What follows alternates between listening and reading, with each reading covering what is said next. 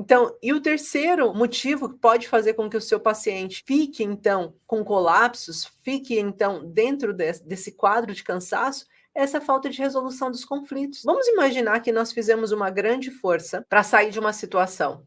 Imagina que você está, sei lá, numa situação, está com uma corrente na mão, ou ficou com o pé preso num lugar. Você faz um esforço enorme logo no começo, faz um esforço, mas você não consegue tirar. Você vai se cansando. Aí você vai, tenta de novo, depois respira um pouco, tenta beber uma água, vai, se esforça. Aquilo já está te machucando, já está ficando em carne viva e você não consegue soltar. Você vai se cansando. Quanto mais tempo você fica tentando lidar com aquele conflito e não consegue saída, mais você se cansa. Então, se a gente for pensar nisso, a gente vai entender que o fato dele não conseguir achar uma resolução para aquele conflito vai fazer com que o paciente fique mais facilmente cansado. Vai fazer com que ele comece a ficar fadigado. A depressão dele aumente, porque ele não está conseguindo resolver um problema básico.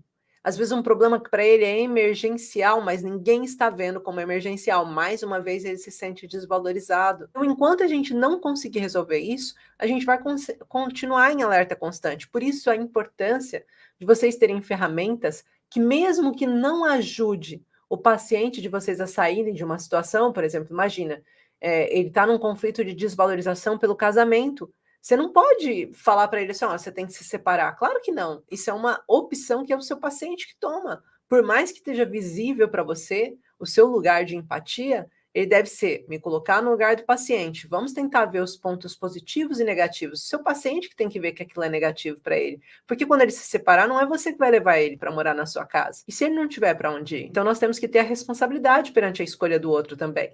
E por isso é importante a gente dar ferramentas para ele também se direcionar, para ele perceber o que é bom para ele.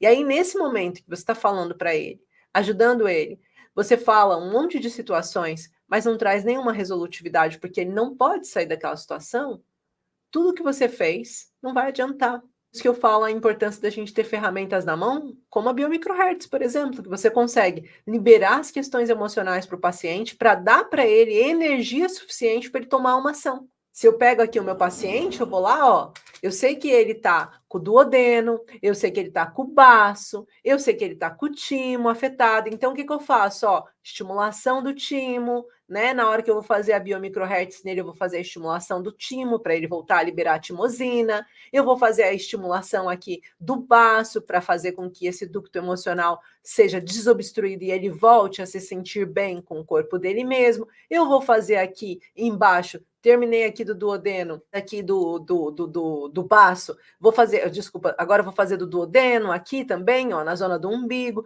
ajudando esse paciente a voltar a produzir o que é básico para ele ter defesas ativas. E se a gente faz isso, a gente liberta esse paciente para ele dar o próximo passo. E às vezes o próximo passo pode ser muito significativo. Então, isso é uma coisa muito importante para vocês entenderem. O nosso papel é ajudar a identificar esses conflitos emocionais para trabalhar nessa resolução, tá bom? Então, se o nosso paciente tem fadiga, é porque ele está precisando resolver os conflitos dele. Então, o terceiro ponto que eu trago aqui é para vocês olharem para essa questão da falta de resolução, que foi o que eu estava falando aqui agora para vocês. Entender o porquê que o seu paciente está com falta de resolução naquilo e perceber quais seriam os caminhos válidos para ele. Terapeutas biomicrohertz, muito importante. Mapear sempre o paciente, entender o que está acontecendo com ele, por que ele está com essa dificuldade de explorar a emoção, saber quais são os escudos emocionais que estão afetados para evitar que ele entre num processo de ruminação no conflito, fazendo com que ele ative cada vez mais aquela situação, gerando cada vez mais ansiedade e depressão. Tá bom? Então, que eu falei para vocês, falei dessa importância da gente entender se ele está passando por processo de desvalorização, qual o processo que ele está passando, que está fazendo com que ele acabe entrando em modo casulo. No segundo conflito, a sobrecarga emocional, se ele está com várias situações que ele precisa resolver e ele não tem saída, e ele está se sentindo cada vez mais pressionado, pergunte para o seu paciente, mas por que você está se sentindo pressionado? Qual é o medo que você tem de se sentir, de não resolver, né? Qual é a situação que você está com tantas dificuldades para resolver nesse momento, se a gente fosse falar? E o terceiro motivo, a gente falou de falta de resolução dos conflitos. Então, é importante a gente saber quais são os pontos desse paciente, conseguir mapear esse paciente e conseguir também desobstruir os ductos emocionais, fazendo com que ele volte a sentir emoções positivas entrando nele, que ele volte a sentir a vibração da energia das coisas. Às vezes a gente fala, ah, tem que tomar vitamina D. Não adianta tomar vitamina D se você tiver com baixa produção ou aceitação dessa vitamina D.